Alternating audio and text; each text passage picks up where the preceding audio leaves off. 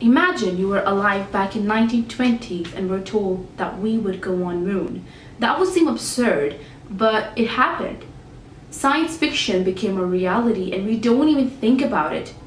Something like that is happening with genetic engineering. We have discovered a protein called as Crispr, which can literally change our lives forever. We have always been curious about life, so we started selective breeding to make healthier plants and animals. In the 1960s, scientists discovered DNA, or deoxyribonucleic acid. The DNA carries our genes and has 4 bases: A, C, T, and G. They form together to give us our complex features. All of this is very impressive, but gene editing was extremely expensive, complicated, and took a lot of time. This has changed by Cas-9, where costs have dropped down significantly and takes a lot less time and brain effort. So, how does the Cas-9 work? Let's find out. Over here, I have a bacteriophage or a virus, and this is a bacteria. The virus inserts its RNA, thus replicating inside the bacteria. It hacks the factory which makes the DNA and then makes its own copies and then bursts out of the bacteria, thus killing it. But don't worry, bacteria, because Cas9 is here to save the day.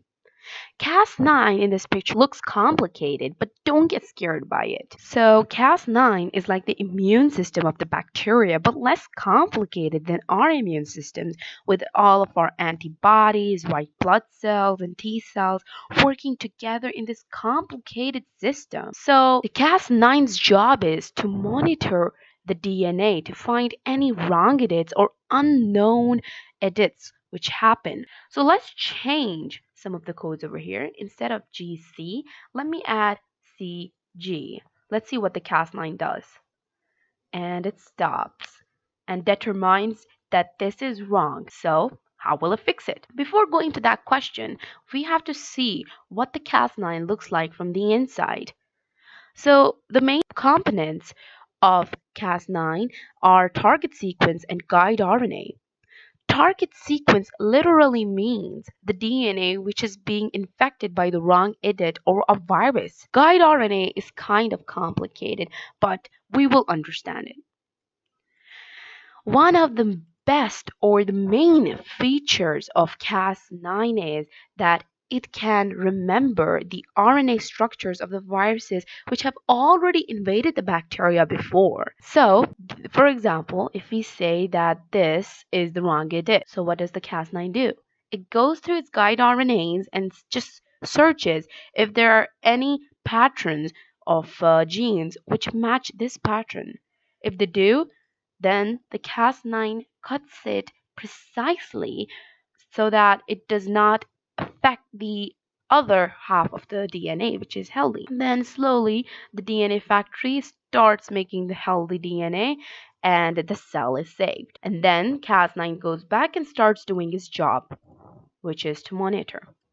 Now we say that Cas9 is a gene surgeon because it knows precisely where to cut the gene from without damaging the healthy part of the gene. Cas9 can cure diseases such as AIDS, cancer, and HIV.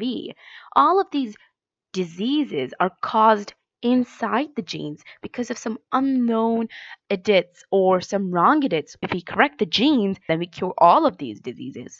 In 2015, rats with HIV in all of their cells were given the Cas9. Guess what? It cured 50% of the cells. So what is the catch?